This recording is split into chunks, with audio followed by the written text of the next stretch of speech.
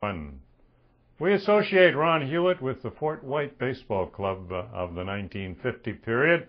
When you were the organizer, you were the manager, you were a player, you put an outstanding team together, and you felt the presence of that team all throughout the province. How do you reflect on those days, Ron? Oh, all I wanted to do was play ball. Mm-hmm. I didn't care about anything else. I was an overgrown kid, and my only motivation was to get up there and bat. So I just got a bunch of guys that felt the same way. In actual fact, we got accused of being a senior all-star team, and we were not. But we did have one common thing, and was our desire to play, and everybody was always in the game, and it makes a difference. You traveled around the province, yep. Out of the province as well? Well, a couple of times to Kenora. Indian Head? No, Kenora, Dryden. Okay. We did. Yeah. They have a lovely tournament at Kenora at the end of the year. Mm-hmm. And that's about it. We weren't motivated. Didn't have a scorebook, didn't keep a lineup. Very, very fun. But you made a fair amount of money, too, along the way. Well, we made all the money there was to be made. Yeah. And our goal was not second place. Right. And but that wasn't that much in today's scheme of things. It's not going to impress anybody. Usually came in at the top of the... If we didn't, we were upset. There was a feeling, as you suggest, that the players put that emphasis on ahead of their normal participation with teams in the senior league around town, and rightly or wrongly. We didn't schedule when our city teams were playing. We didn't schedule, but it became apparent that that's what our guys preferred to do, and we've often been accused of killing the senior league. And it may have looked, but I don't believe it. It was dying long before I started in fact, one of the reasons I started a team is senior league wasn't playing enough, and all I wanted to do was play ball. Right. Mm-hmm. And I don't know how I got 4 kids because somehow there must have been no ball games on a few. Must have been the rainouts. I don't know. Prior to the Fort White days, you played at Charleswood, juveniles, and then junior, Norwood, and then skipped a year at a Tormany up, and then Elmwood Giants juniors. Right. Yeah. And then in senior ball, you were. Well, senior ball tough to get into because catchers were not dime a dozen, but there was a lot of good ones. Sure. Bruce and Gary Blaine and a kid from. Transcona. So I went to Transcona, figured it was my best chance, and I seemed to fit in. Ended up batting third in the order and playing every game. Can't complain.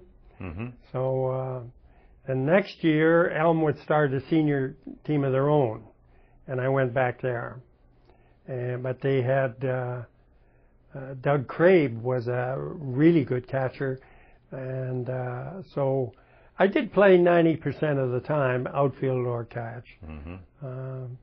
But it was obvious that I was no longer the star. So you did play with Precious Blood in the Catholic Senior League at one point. After the old Senior League capsized, then the teams that had been playing a secondary senior, and I can't even remember the names of the teams, other than Precious Blood. Myself and Al Johnson went and played for them, and it was pretty good ball. I can't remember what our record would be, but I was playing ball. That's all that mattered. That seemed to be uppermost. Oh yeah. Yeah. Love the game. You probably see quite a bit of change in baseball in Manitoba over the period of time from the days when you were playing. Oh, I'm more involved in some of the other sports, but still baseball, it's gone like all the other sports with bureaucracies. that nobody seems to just play for fun, and I don't fit into that. But no, I've helped make my share of diamonds and kept score. I managed teams. I even ended coaching girls team. Niece and daughter-in-law were playing on. I still love baseball. The over-managing, the over-bureaucracy sometimes upset me. What the hell, let's just play ball. Sure. Yeah. Ron, you had some stars that played with you, particularly at Fort White. Is there anyone that sticks out, the ball player, in your opinion, in Manitoba?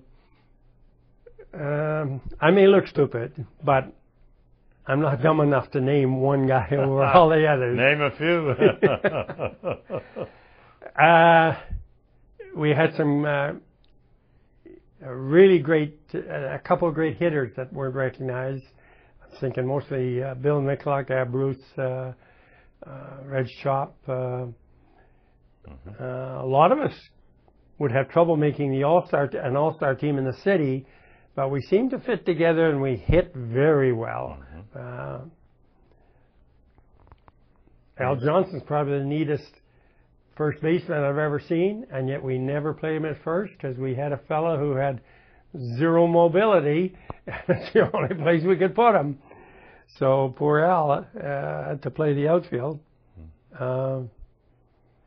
As far Al, I know, and I don't mind saying the name, is Eddie Mazur, probably the best ball player I've seen. And not a lot of people are going to agree with it, but I caught, and he could do exactly what you wanted him to do, and had lots of smarts, and he could hit the size. Sure. But I would go with him. What does it feel like to be in the Manitoba Baseball Hall of Fame as a former player? Well, it's a little embarrassing sometimes, and people from the home community clubs say, "I seen your picture," because we don't discuss. We don't think it's not a priority. It's an honor, but I don't think I'm one of the main. Long ways from being one of the main characters. So. It feels good, but let's not dwell on it. Somebody might embarrass me with a few strikeouts or something. Those are the memories of Ron Hewett, who is in the Manitoba Baseball Hall of Fame.